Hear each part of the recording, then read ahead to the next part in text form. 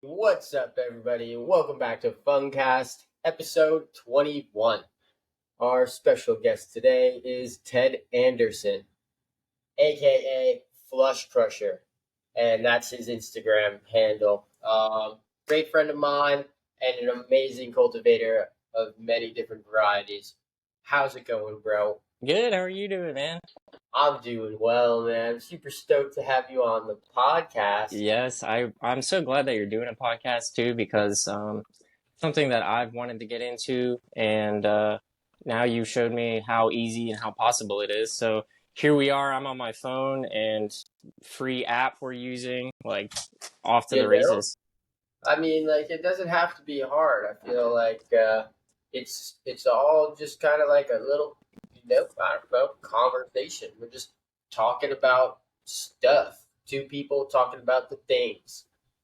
Yeah, absolutely. And I mean, I'm happy to, talk shop, might go, whatever, but we We can can just get. talk whatever you like, bro. Whatever you Yeah. like. I mean, let's start off with how have you been? Pretty good, actually. See, the last 4 years have been wild. I want to say I started my Myco journey in basically 2020, the end of 2019. So, yeah, it was a rough few years there. And now, I'm coming out of the trough. Is that the right word? And going into the crest. So, yeah, a lot of good things happening. It's spring. I'm super stoked. I'm getting back into growing mushrooms again. And yeah, I like to teach a bunch of people how to do it, make it accessible. And sorry if my phone keeps slipping. It's literally I'm stacked on my agar setup right now and leaned against my impulse sealer. So deep apologies. Don't Um, even worry about it, dude. That's awesome. I mean, what if it's good to take breaks from cultivation, and really makes that like fire. It sparks that fire back up when you get back into it, man. What are you kind of growing nowadays? I'm pretty much growing everything. Lion's mane and gnocchi, mainly gourmets. So I originally got into mushroom growing, growing actives when I was 18. And I guess when I was a teenager, I grew like a couple of weed plants in my bathroom. And I was like, well, this is a really time intensive and very smelly process. And it requires a lot of light and ventilation. And I figured if I could grow magic mushrooms, that I would do that. And so I tried them for the first time, and that's how I got into mycology, really. I learned how to grow magic mushrooms, and then that essentially started my journey into organic agriculture and food science and permaculture and things like that. Yeah. Um, so now I'm finally in the gourmet game. And yeah, it's lovely. I'd love to start a small business one day, kind of like how you're doing right now. You're a huge inspiration, not only in the sub game, but also, yeah, now you're getting into gourmets and stuff. That's super Right. exciting. Me. I don't know if you guys have seen his page or not. The grows. So skilled at what you do. Well, It's so impressive. well, a lot of things have been given to me, for free. And I have been standing on the shoulders of giants. So it's not just all me and me investing a bunch of money and a lot of people have helped me. I've gotten a lot of free cultures. Sorry to interrupt you. But, as far as cultures go, the homies trade. The homies will send things over, and that's a blessing. A blessing in the sense of like being able to have that and have the friends who can do that. But also on that note, not you know, not everybody can grow mushrooms even if they have the best cultures. You have to have skill in it as a person, like as an individual. Right. Yeah, no, and I feel like I'm just now starting to learn how to grow mushrooms. It's been 4 years, and I'm starting to finally get it down. Still I've have no clue what I'm doing. There's just so many parameters that you have to get right, and yeah, it's a lot. But Dude, it, I'm stoked to hear it. Like you said, the Enokis, man. I just oh spawned man, golden Enokis for the first time. yes. So that's a game changer because you can grow those like actives, kind of, in totes, but you can do it if you live in a really cold environment. So yeah, I'm trying to figure out tote growing for gourmets, adopted from active growers into the gourmet world, and to do it in a way where it makes sense, where you're actually, where it scales up, where it's not just cool and it looks cool, but it actually makes sense to Yeah. do. Flush, crush the flush as you normally do. um, Yeah, so in Noki outside, you can essentially start a kit and then, sorry, I'm trying to figure out how to set up my phone so it's not constantly falling. Total No, disaster over it's here. all good, man. Um,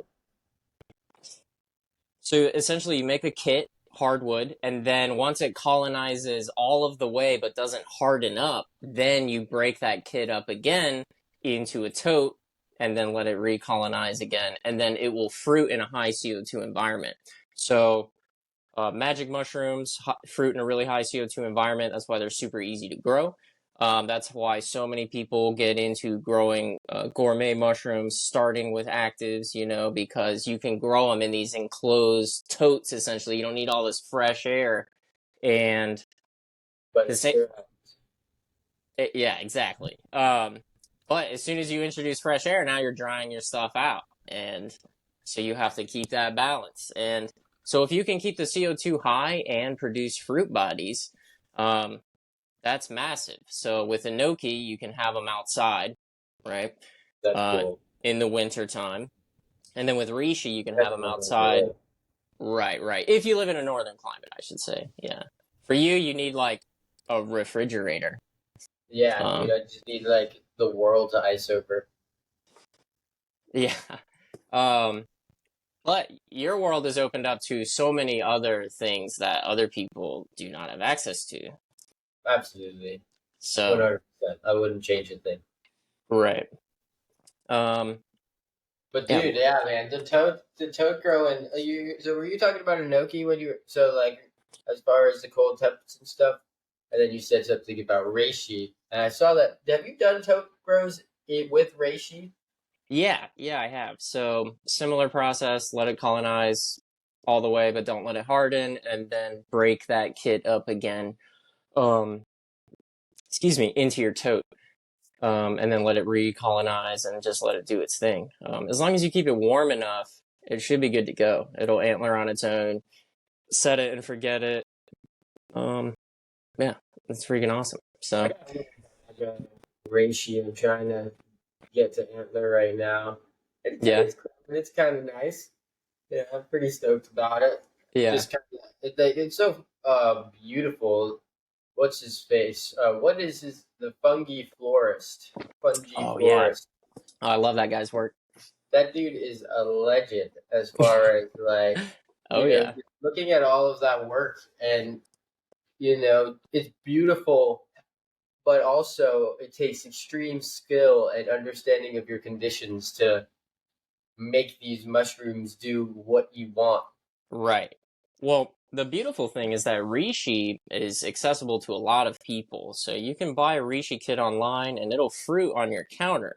Um, and if you have a really simple grow setup, like a grow temp, but maybe the CO2 is too high because you haven't dialed your setup in, you can still grow really beautiful antler reishi in there with the kind of suffocated high CO2. It's like cooler to suffocate it out Yeah, than to have it conk out. yeah, exactly. The thing that separates fungi florists from like anybody else growing antlers is like the love that he puts into um each step of the process. So as those antlers are growing over like 4 or 5 months, he's making sure that those growing edges are perfectly pristine. Nothing is smushing against those growing edges. That the light is, sufficient, and that he's probably with a lot of those beautiful pieces that go like this, he's Yeah, changing the direction.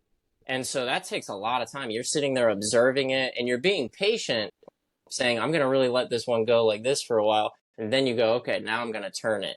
And yeah, to sit there for months and really mindfully like turn, I mean, it really is an art piece, you know? You're not just 100%. pumping out hundreds of them and having these smushed antlers that are just good for extracts.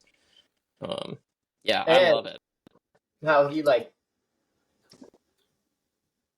makes it conk out at the end. I think that's one of the coolest things. Yeah.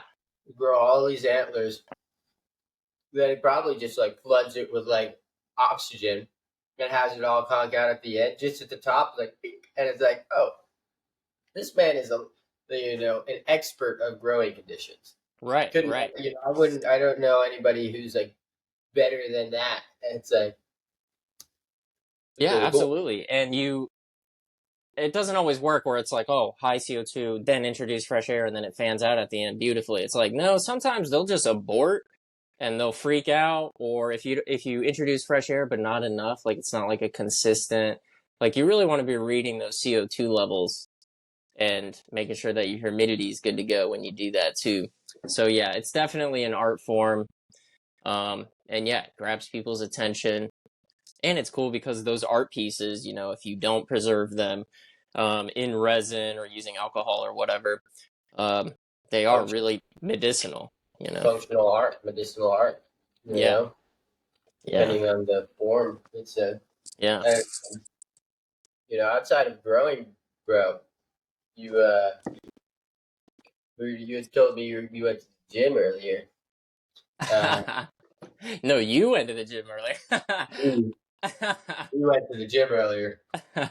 Where do you work out, man? So I have a Y membership, and to clarify, I'm not really, as consistent as I used to be, but Yo,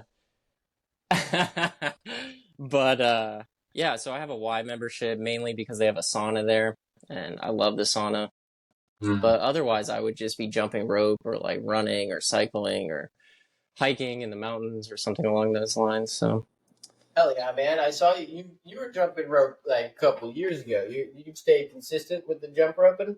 oh yeah, yeah, actually, Josephine got me into that. Um, Yeah, she tagged me in this thing, the Myco, or we kind of brought her into the Myco health check world, but she like tagged me in this thing and was like, my doctor says I should exercise. It's good for me. It'll be good for my heart. Will you join me? And of course, it's like, absolutely, I will join you, Josephine. We will jump rope and we will get better. 100%. But that's Josephine Agar. Go Oh, hard. Eco Agric, yes, from Ego. Uganda. So, Yeah, yes, incredible work that she does in Uganda, teaching people how to grow mushrooms without a flow hood, without a pressure cooker, all right. low tech. Like old bottles and stuff. It's pretty cool. Yeah, it's Shout out to she, Micro Mentor for kind of yeah, all of the tip. work that he's done. Yeah, formerly Mike Tyson Mushrooms, MYC Mike. Yeah, Um, let's see that. wait, are you serious? Oh no. It's all Is right. is Meta just attacking him like I think he was the man himself, but I'm not too sure. But yeah, Michael Mentor. Uh, Oh no. We're gonna have to cut that, folks. No. yeah, Um, but no, that's awesome. No, she's growing like loads of mushrooms and stuff. yes. That's cool to see her actually teaching people as well. We see you got some stuff colonizing back there. What you got? You Oh guys, yeah, I got all sorts of stuff. So I actually have this organ reishi. Let me bring this over here. I've got this organ reishi that I collected. I gotta post about that. It's super beautiful. Wild Olympic Peninsula clone from Washington State. And then I basically just have a bunch of grain here and shit that I need to colonize. But let's see. This is a Mexican Ganoderma from a really awesome buddy on Instagram. Mind Spirit Connect. I think that's what it is, or maybe it's Contact, something along those lines. Yeah, he grows all sorts of beautiful actives. But he sent me a reishi from Mexico. We got oyster, lion's mane, all sorts of different stuff. I don't know if I nice. can flip this, but yeah, I got all my plates in here. I lost most of my cultures. I'm starting fresh. That's all So, right. It's kind of nice to start fresh sometimes. And yeah, and I guess at the end of the day, like I feel like it's good to start from sport every now and then, just to kind of refresh the cultures as well. right. Start running, clones and transfers so much, it kind of gets the culture changes. It really does, yeah. And as you spread it out, it changes, and there's always variation within, depending on how long you leave the plate and Do you where you ever cut. go foraging on your nature hikes? So Yeah, so that's where I got that Oregon reishi. I also got a wild oyster.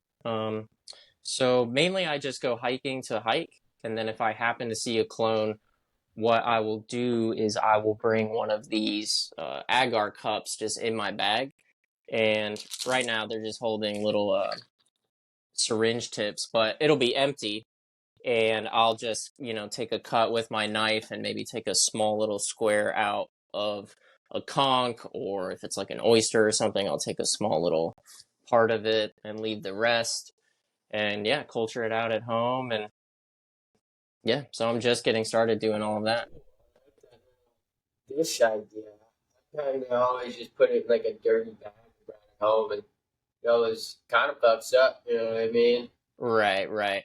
Yeah, I've put it in like book bag pockets before, and it has worked if you get a large enough chunk, and then you can split it open and get a clean central piece. But you always want to do like 5 or 6 of those, and then generally it's going to contam, and you have to get to it quick as soon as that mycelium starts. Uh, with the reishi, does it ever turn brown for you? Like, if you ever break one apart, it's like brown on the inside. Yeah. Does that mean it's kind of too old at that point to clone? I don't know if it's too old, but the chances of it actually running mycelium off of it, I feel like I've seen it happen before, but your chances are probably Yeah. lower.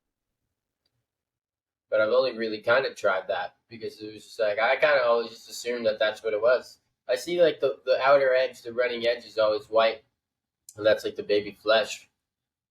Kind of what people would eat, even though Right. reishi isn't. Like I had it in soup once, and it was kind of garbage. It's really, it's really. Yeah. They had like it was like in like long strips, and it was just kind of like it felt like eating wood. Interesting. Yeah, I feel like you can really only do that with Ganoderma organense, and only with the white growing edges after you fried them up appropriately. Okay, But even then, it's like, right. yeah, but only the white growing edge. So most of the conch is red, and then there's like that much, which you can Yeah, cut off.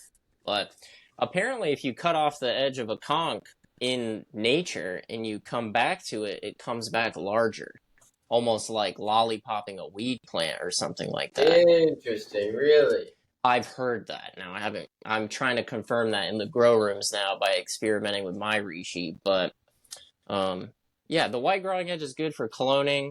Like you're not going to kill the mushroom taking it, and yeah, you might even help it out because it might scar over and then like conk out even more. That's So pretty cool. yeah. Have you ever dabbled with making any like tinctures and stuff? Yeah, I did at the beginning of the pandemic because I thought that was going to save, humanity. Mushroom tinctures, and that was going to be Really? the end of I don't know what COVID. you're talking about. Some real bro science there for you, but yeah. So I got into it for a little bit, but you kind of realize,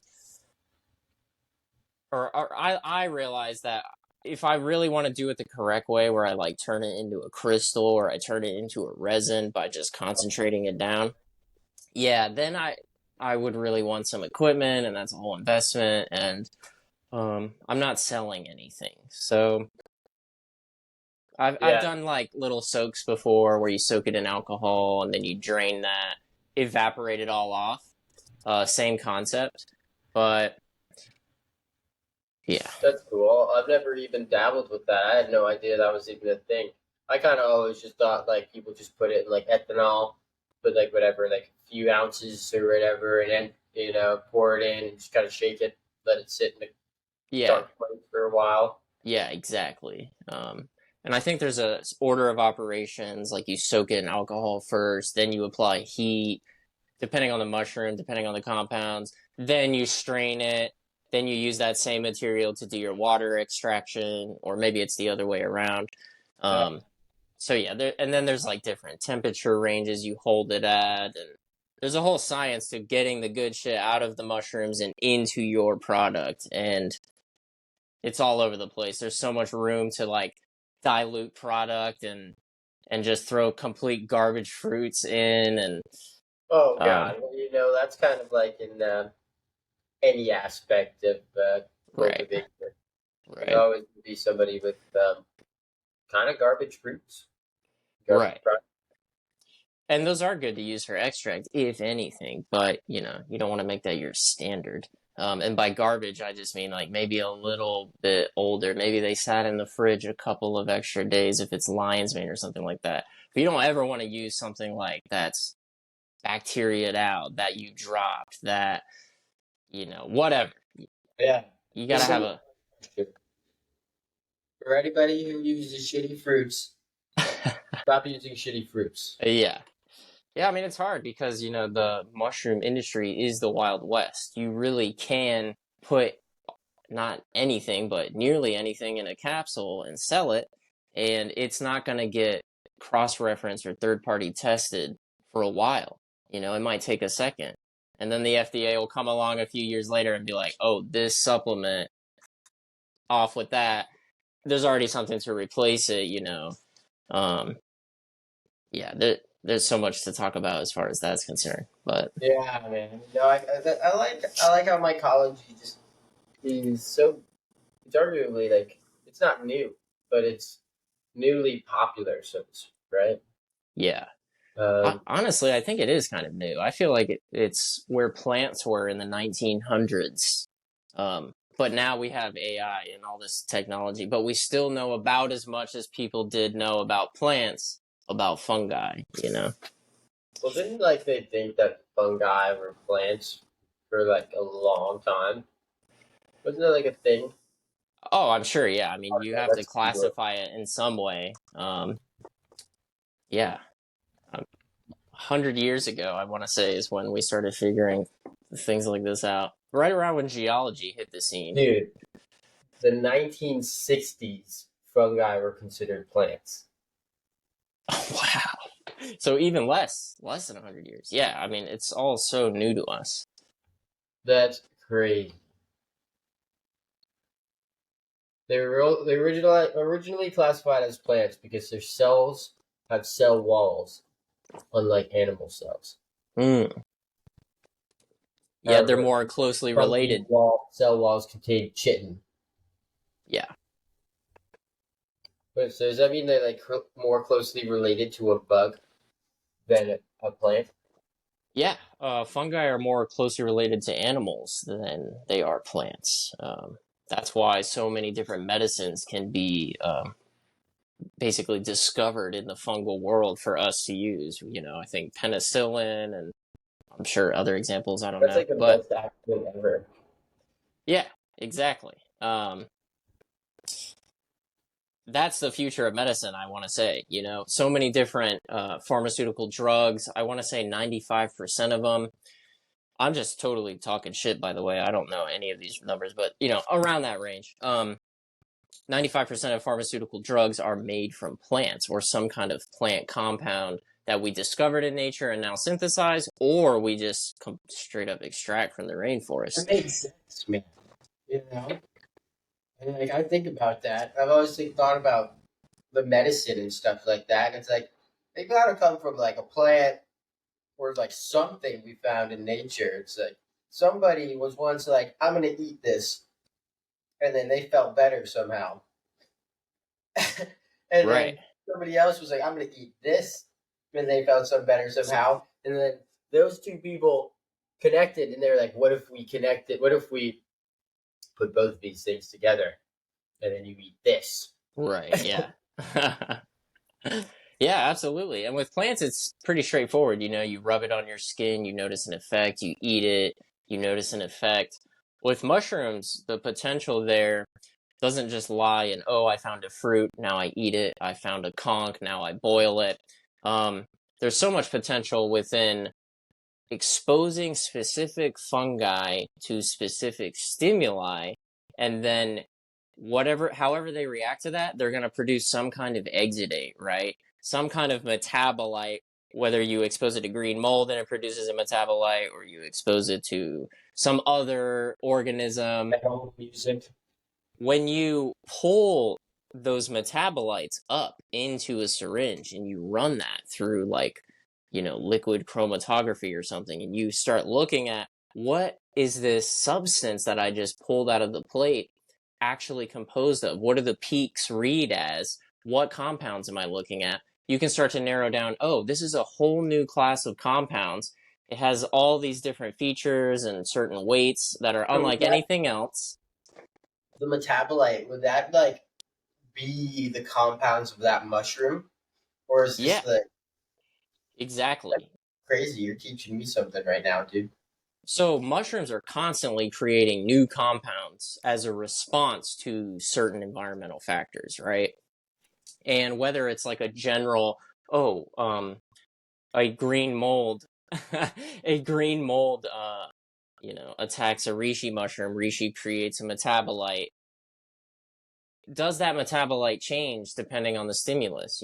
Does a magnetic field or an electrical field induced, et cetera, et cetera. You go on Well, down the line. You literally Thomas Edison your way through the fungal species, through all the different stimuli, and you pull the metabolite out and you find out, what does this have? Is there something new in it? And then once you discover it, then you'll be like Edison with the tungsten and the light bulb. He went through like yeah. 3,000 different materials before he found out that, oh, this specific metal will burn for 3 days if I run a charge through it, right? We can probably do that with metabolites and medicine. Maybe. Um, that's my So, theory as yeah. the future of medicine, but I'd like to No think so at cortisol. least. I think so. I think there could be just an advanced in medicine, right? Right. There's so much stuff, and well, combine forces to make this like super medicine, but Right. they would never do that. Nobody wants super. Nobody. That's not marketable. Well, the super medicine is, living a healthy lifestyle and, You're getting sour Skittles. but yeah, eating as much red 40 and yellow 5 as you can, and basically, If you're not hitting the share size alone, what are you doing? yeah, you're not living it up. I'm raw right now, dude. I guess if we're on freaking dessert, I don't know. I got a serious question to ask you. Yeah, what's up? Oh man, better be ready. I hope you're ready. What is your favorite flavor of ice cream? I don't know if I have a favorite flavor, but I do like a combination of some kind of sweet base. Um, I guess it would be vanilla based. God forbid I start off describing my ice cream as vanilla, but I do like chunks in it. I like chocolate chunks. I like cherries. I don't know. I don't have a favorite ice cream. I like waffle cones. Yeah. I'm describing an ice cream I've never actually eaten. Chocolate chip, cherry, vanilla. So, Hell yeah. what about you? What do Dude, you like? I say chocolate pretty much or not chocolate. I do not. I say coffee pretty much every time. But Oh, I was okay. thinking about this tonight, actually, while I was grocery shopping before the cast. And I really like green tea ice cream. Haagen-Dazs green tea ice cream is so fire. Nice. Is that like matcha or? Yeah, dude. It's like matcha green tea as Right. ice cream. I actually was gonna buy some tonight, but I bought fucking hummus and sour Skittles instead. Oh, Totally forgot. oh my God. Oh, man. I knew that. A long day. Yeah, it has been a fucking long day, and I gotta wake up early tomorrow. Got a bunch of kits to make. It's gonna be good though. That's good. Or is kids for yourself to grow? No, no. Those are so that's for the company I work for. So I work at a mushroom farm, kind of. I work at a nutrition supplement company. Um, so we have to grow out 600 kits every once in a while. Um, every other week, really, we'll cycle through. Holy fuck. And grow out lion's mane and turkey tail, and so And that's all dumped into supplements? yep, yep, Damn, dude. yep. Well, that's an awesome freaking job to have as far as learning, though. I can see why Yeah, he's a legend. yeah, absolutely. My buddy Justin, one of my best friends, actually, I just got finished jamming with him. I'm learning how to play music, and he's been playing for like 10, 15 years. Um, so, yeah, What I'm do you trying to learning? learn. So, I'm learning kind of how to play and produce music in a holistic sense. So, excuse me, drum sequencers, synthesizers, uh, essentially, yeah, like music production, like the shit that you always post all the time with fucking. Yeah, bro. Yeah, Oh, yeah. that hit me. Look at me, I'm crying. What do you do? Eat the whole bag? Ugh. You gotta save Hold those on. for those apes that you grew out earlier. Oh wait, no, that wasn't you. That was Boomer Shrimp. Allegedly, allegedly. No. Yeah. Boomer Schumer and her time lapse videos are so awesome. I'm so appreciative of her. Speaking Yeah, of, right. homie's always in my podcast. Yeah, that's So, awesome. like, if anybody doesn't know, this is Boomer Schumer Dub. Let's give a big shout out to Ashley from Boomer Schumer. She makes the Yes, best inflatable tub in the game. Such a yes. wonderful person.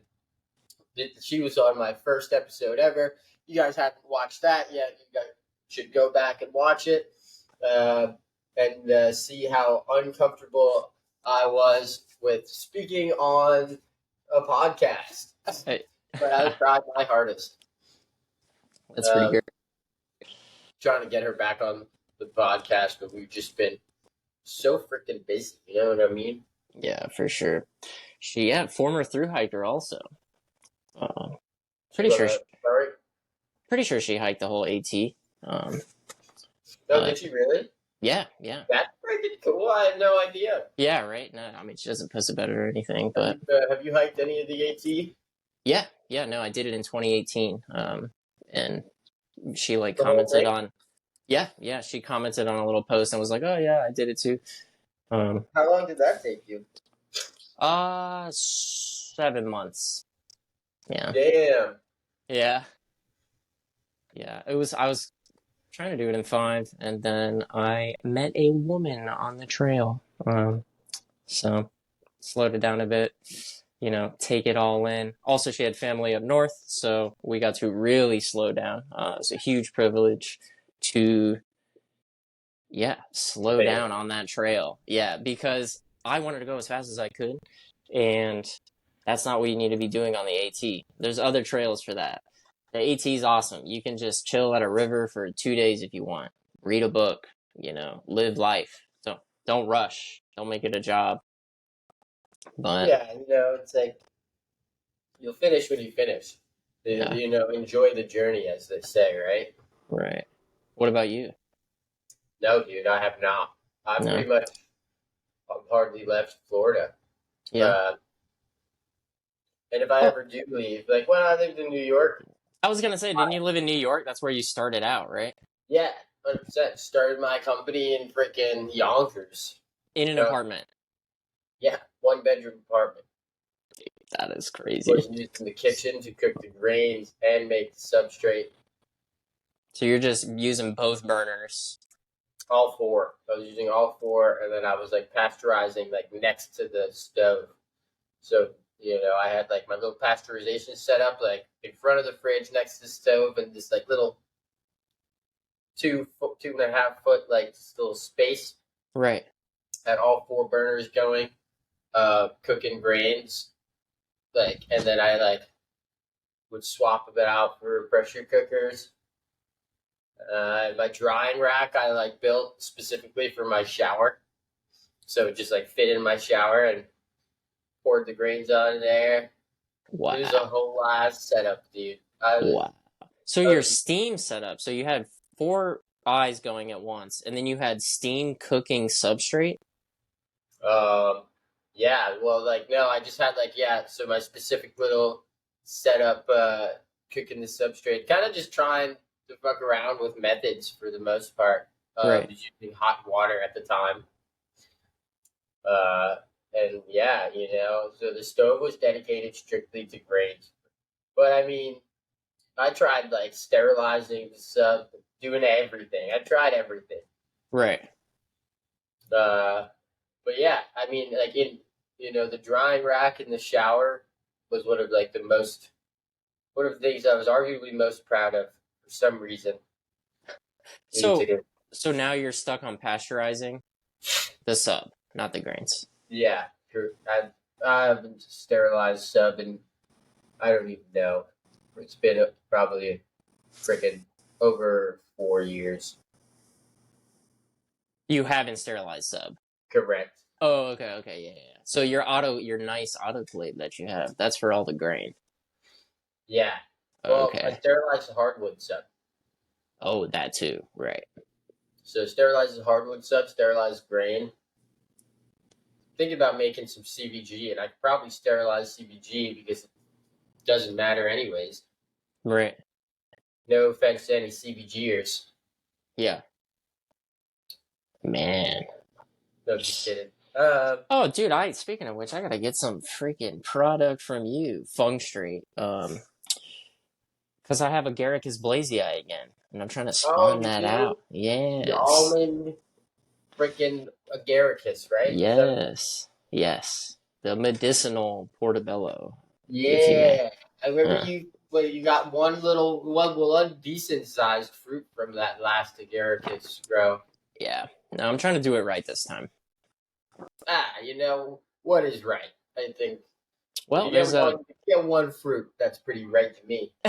no. There's right is wall to wall, and it's consistency. That's what right is, and I know it's possible. Just gotta nail my process. Cool. Well, damn, I just recently set up that whole gourmet tent, dude. And that's Yeah, been a whole game changer. yeah, dude. Talk about like just the conditions, right? It's like I feel like when you get up to like the top 90%, each percent that you can increase or decrease affects it affects the outcome of the fruit so much and what Oh they yeah. look. What do you I mean? think I don't know. I think Oh, as far as just the conditions of the tent, like it's like if you're at like 100% conditions, you're getting perfect fruits. You drop down to like 95%. It's going to be like I feel like a significant difference in the look of the fruits really? between You're saying from 100 to 95 humidity? No, I'm just saying as far as like Oh, the grow conditions as a whole. oh, perfect conditions. Oh yeah. No doubt. Uh, but I mean, I don't know. I'm still fairly new to this, but you know, my oysters are looking bomb. Yeah. No, I mean your CO2 levels are good to go. If your oysters are growing fine, I mean everything else should be good as long as your temperatures are right. Um, Yeah, fucking. I think my CO2 levels. I think the lowest it goes is like 850. oh, that's the lowest it goes. That's pretty high. Yeah. Fucking A, really? That's pretty high. Yeah, I don't like to go above 8. 7, I get angry. I'm like, what is this? Really? Yeah, I like that fresh. I could I guess I'll have to set my CO2 controller, change it up a I bit. mean, if you are getting beautiful oyster flushes, still, don't Seems fix. pretty beautiful. I'm Yeah, okay. I'm happy with them. And the people, I've eaten them, they taste delicious. Other people have eaten them, they taste delicious. But that's yeah. sick. That's something I didn't even knew. So, like, well, you said you're 700s and you're getting angry. Yeah. Yeah, no, I mean, I'm like, things need to change. If I have too many turkey tail in my room and they're breathing all this air, CO2 levels get too high. Now I have to increase my fresh air. Now things are getting dried out. So now I have to make sure that my fogger stays on longer.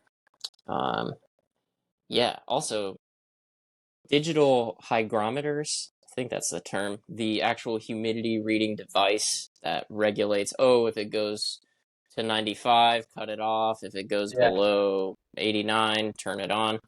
Um, I don't think those are accurate above 94, 93% relative humidity. Now, I could be wrong, but I feel like they always, after a while, start getting out of calibration. And essentially, once you go above 92, 93, the reliability of how accurate the difference between 95% and 97% is versus 89 and 91 is way off. And things will always read higher sometimes, or just incorrectly, I should say, where the range has a wider spread as you get to those really high 90s. Um, and so I guess that's not really an issue if you just overcompensate with fog. Introduce more fresh air, overcompensate with fog, you're good to go. You just dial it in like that. Um, I just like sat by my like humidimeter, I guess you could call it. yeah, Yeah, smoked doobies and just watched it go up and down and up and down, and I would just freaking set the percentages and the differentials and shit like that right. until I was comfortable with the 10. Took me like goddamn a week. Whole lot of doobies, let me tell you what.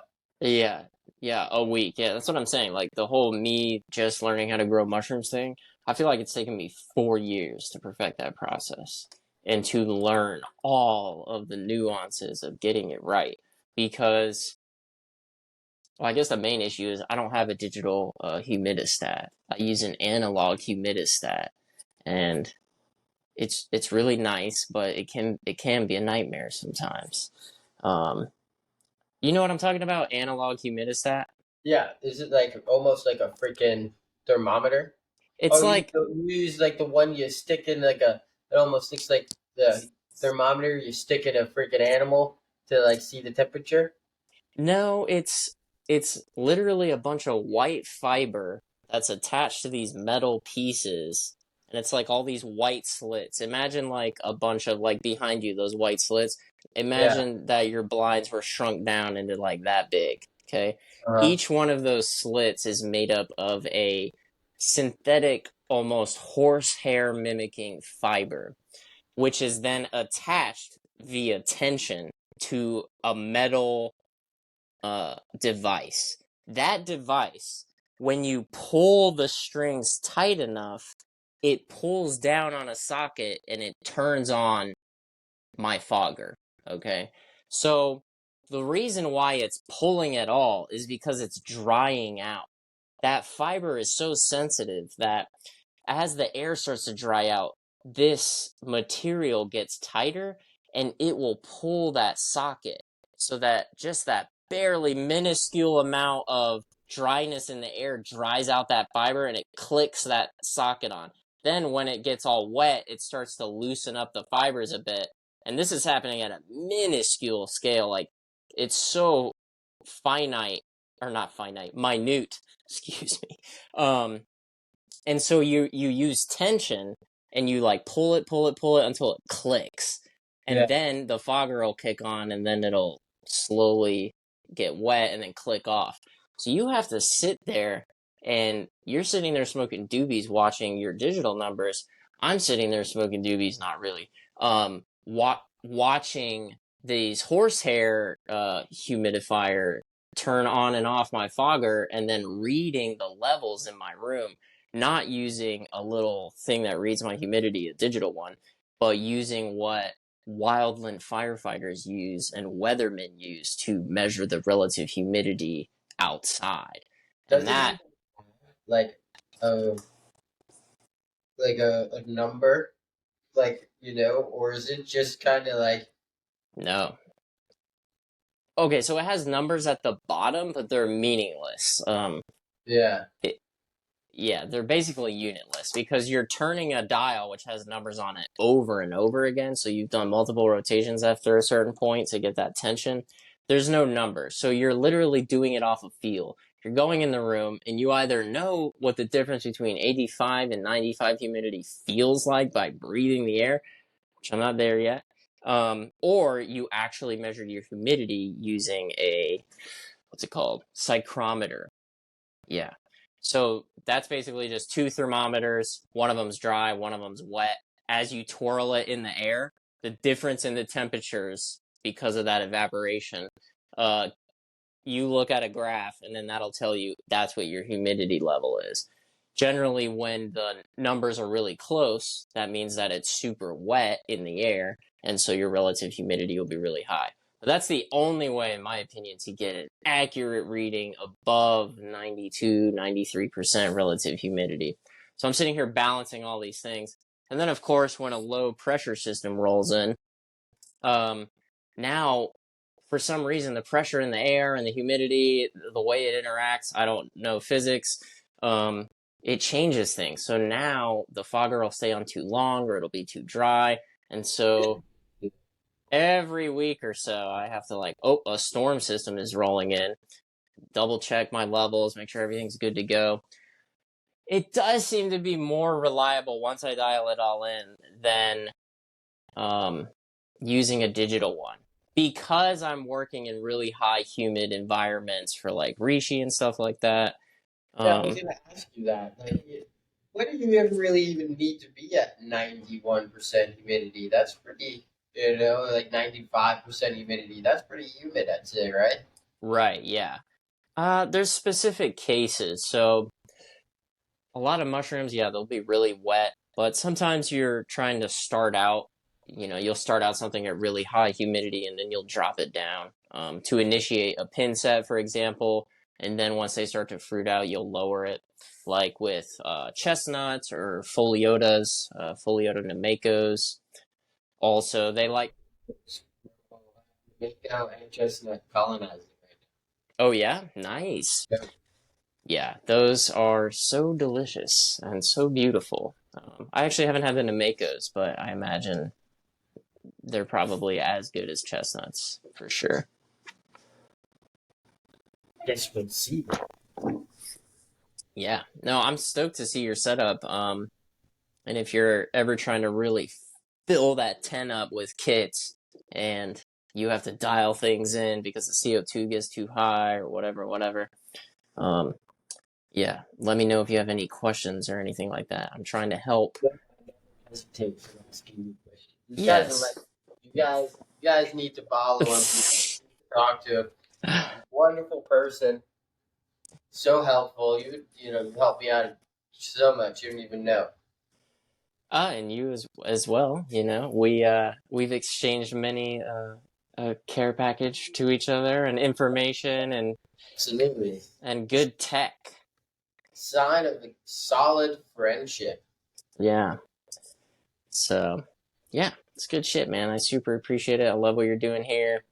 Um, yeah, we got to do more of these. We got to talk about, how Set. how we could, maybe possibly start a business where we grow 100 pounds of magic mushrooms a month and we make, fucking 100K a month or whatever, dude. We can do that. We can Wow. scale it up, but it's a process and it takes a lot of pre-planning to make it happen. Don't listen to him, guys. Don't listen to him. That's illegal, and that is not going to be done. But no. Um, and yeah, there's so many things to talk about as far as like, yeah, the active community and Yeah, all. not necessarily any of that, right? We don't even talk about like friggin' hey, we don't even need to talk about mushrooms. We can talk about how the weather is, and I think not even necessarily the active community. I want to say like gourmet growers have it's just so much harder than Yeah, the just to see the levels and the conditions, the levels of everything, the conditions of everything, like right. all of this crazy stuff. Where like Yeah, I've known a lot of active growers in my time of doing all this stuff, and it's like it doesn't seem like it's nearly as hard. right. Yeah, no. That's why I'm joking around about making 100 pounds a month because really you're talking about something that's so simple that really only scaling it up into an industrial level do things really get exciting in my mind as far as like spicy topics to talk about. Um, but yeah, you're absolutely right. Gourmet growing It really is difficult. It it's a lot like any other kind of agricultural pursuit. It's an incredible amount of labor. It's very difficult, and the profit margins are pretty low for what you're investing in it. And so many people get into mushrooms because of actives, and then they get into all sorts of mushrooms after that because they're obsessed. And then you dive into the gourmet world, and it's so ruthless, dude. I mean, my God. Well, the thing is like, like as far as a gourmet, like as far as gourmet is concerned, and I think that's just amusing. This is the general term um, for anything. Like they want perfection, right? It's like that's why like there's these companies that like ugly fruits or ugly veggies Right. or like ugly whatevers. It's like because if an almond isn't shaped like an almond, can't be sold, even though it's Yeah. perfectly fine to eat. It just has like it looks like a heart instead of an almond, Right.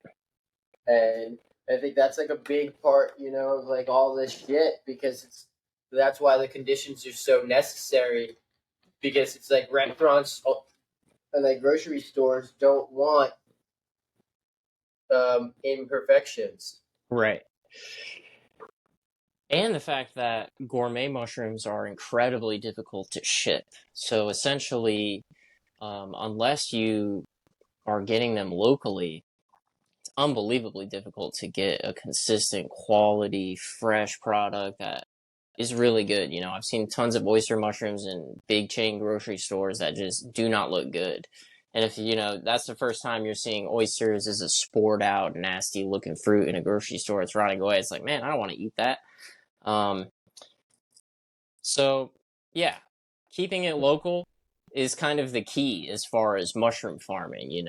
But staying small is incredibly hard to do profitably, and you always find yourself wanting to scale up, and then that stage where you're scaling up, that's the hardest part because at some point you're either going to start growing as a wholesaler, like, oh, I'll start selling shiitake for $2 to $3 a pound. Oh my God. I got into this thing because I went into a farmer's market and I saw that it was 20 or 25 a pound. And then you start growing and it's like, well, the only way this is going to work is if we scale. And here we are. Now I'm selling at $3 a pound. It's brutal. It's like, damn, I could Yeah, be it. I think like getting into it for the money um, can be a little hard. Oh yeah, no, You gotta that's really have not. passion for it, Yeah, and the money will come. I think with like anything, you just got to build your customer base. You got to build your fan base, so to speak, right. and just slowly do the damn thing. I feel you. It's like the whole passion. I love this shit. It's great. It's great. Fills my belly. It fills my mind. Right. And then something I've learned recently is like filling your belly inadvertently fills your mind. Right. Oh, that's some hippie I shit right had to there. think about that one for a second. Yeah, no. No, absolutely. Yeah, it's really engaging and I feel like it's one of those good things to, keep your brain sharp as you age. There's always new things that you can learn and rabbit holes that you can dive into in mycology. Yeah. Yeah, that's a goal of mine, and I'm gonna just download Duolingo and I was start gonna say, I'll fucking see if I around with have a extra account. I can add you to my family plan. I'll see what's that. up. Oh, dude, I have like my neighbors and stuff on it, so I'll see if I have room. I'll If I trade do, you like I'll message you though. I'll trade you like Netflix or something, bro. I got Yeah. HBO. Oh, that's You know what I perfect. mean? Yeah. Yeah. Yeah, bro. I wanted, for the most part, I think it'd be good to kind of start winding this episode Oh up. yeah, no. Short, but I'm kind of tired. I'm not gonna Yeah, lie. no, I am too. It's been great. We'll Thank you let for it go to having me DM on. over here, guys. I appreciate you. Sorry if I made you uncomfortable with the active talk. I'm just joking around with you No, because I no like doing way. that. No way. No, don't even But stress it. We're hanging out, you know. And if anybody's listening, do illegal things here. Yeah. Plus, the beautiful thing is nobody is listening. That's why there's so many people that are being open about it and showing their face, and more, I should say. Yeah. Brave souls, such as Well, yourself. I mean, I'm just feeding some bellies. I want that the gourmets. Those oysters are so good. I've been sautéing them up with some Right. like little garlic, little butter. You know what I mean? The two best things in the world. Yeah. Yeah. That's so uh, funny. yeah, Yeah. man. Good But shit. I really appreciate you coming on. Yeah, thank you. Super random, spontaneous. You just kind of messaged me and were like, "Do you want to be on?" I'm like, sure. Get some. Let's see how it goes, bro. I mean, Yeah. for the most part, I'd love to have you on again as well. We Yeah. continue, Yeah. continue this cycle. I just want to keep on banging out episodes and Oh having, yeah. the mycologists and whoever, people who enjoy mushrooms of all kinds, Yeah. kind of come talk Absolutely. about random shit. Oh Uh, yeah. so far it's going great. Yeah. But And the more you do it, the better you'll get. And yeah, it's probably going to turn into something like bigger than you expect. You might be traveling at some point in the future, meeting people that you never thought you'd meet. If you just stick with it, um, yeah, it could lead to some pretty cool things. who knows? Who knows where the river is going to take us? Right? It's Yeah. going to flow. I hope that at the end of the day, that everybody who's listening is enjoying it. Right, for the most part. And if you can learn something from this, that's sweet. If not, that's also sweet. But I mean, there's so much shit, and at least one thing per episode, you're going to learn at least somebody's favorite flavor of ice cream. And Awesome. Well, yeah, thank you so yeah, much, man. man. Thanks again. You have a wonderful night. Yes, you as Get well. some Thank rest, you. and I will speak to you later. All right, man. Peace. Take it easy. Thank you.